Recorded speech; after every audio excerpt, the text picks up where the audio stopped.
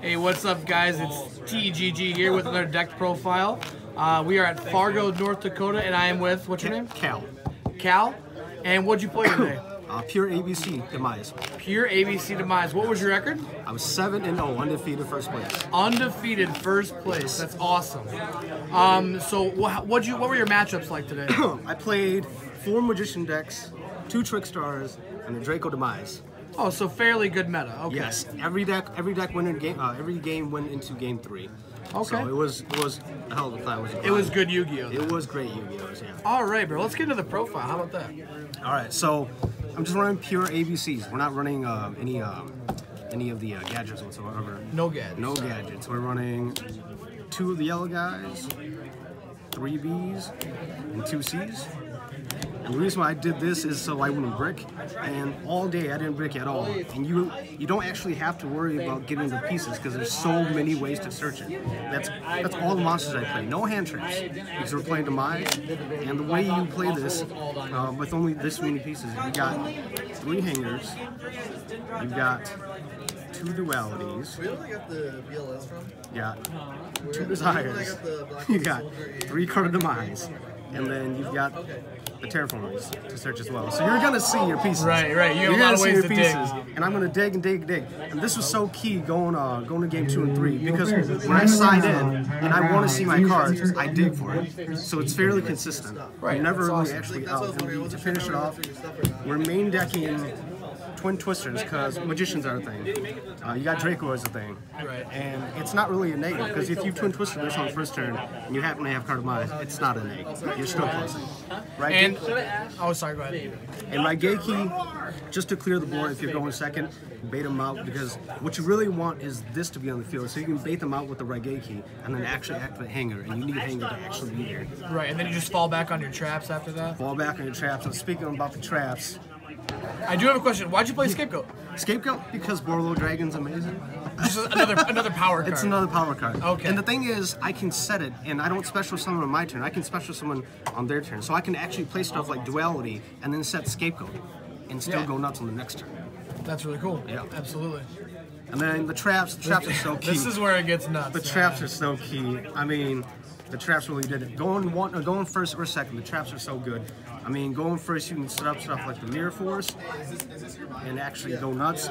This is just, I just wanted options. This to destroy and this to return stuff. Sure. So I just wanted options. I could have gone either way for any of these, but it worked out well. Is that ratio going to change, or you like it like that? It's pretty good the way it is, because when I have both of these, I can pick and choose which one I actually want to play. And this doesn't destroy, so stuff that can't get destroyed can just get bounce back. You've got EO Solemn Brigade. Yes, because it's dumb, and the Solemn Brigade, it's really good. You can stop hand traps, you can stop summons. I mean, this clearly beat all the Pendulum Magician decks all day. Especially something like Crazy, just wanting one, strike the other one, and then they just lose. But very good against Pendulums. Strike's really good going second too. If your opponent's going first with Pendulum Magicians, they're all set up.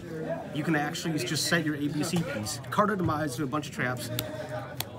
Set these, and then when they activate, when they summon or do anything, you torrential. And when they try to engage with Odd Eyes or Naruto or whatever, you can just strike and still clear the board. Yep. And then your pieces still search, and then you can still do stuff. Skill drain because it's cheating. You can just negate anything. But this guy is the MVP There's all the day. MVP, Union all Scramble. day. I was looking for this. Luckily, a guy helped me out, and he was able to get me these. But this single-handedly beat the 2 Trickstar decks I played. Oh yeah. Because having only this many, I would draw these, and I actually would set it first in fear of reincarnation, and I would play and search these, and I would bait out his actual reincarnation, banish it, and then this brings them all back when you activate it, and then when you bring them back and you start linking and exceeding and contacting, you do pluses. You can also actually activate it on the battlefield too. So if I've got Buster Dragon, which I removed 3 pieces already, and I attack, I can actually activate this and bring 3 more back and attack for another OTK. So it was defensive and like an OTK. Yes. Yeah. Okay. Yeah, for sure. Absolutely. That's awesome. It's really good. It beat like I said, beat the 4 Magician decks, the Draco decks, deck and then the Trickstar decks. Trickstar was probably the hardest matchup. There's no direct side into it, so I just had a Twin Twister the backs, plowed my way through.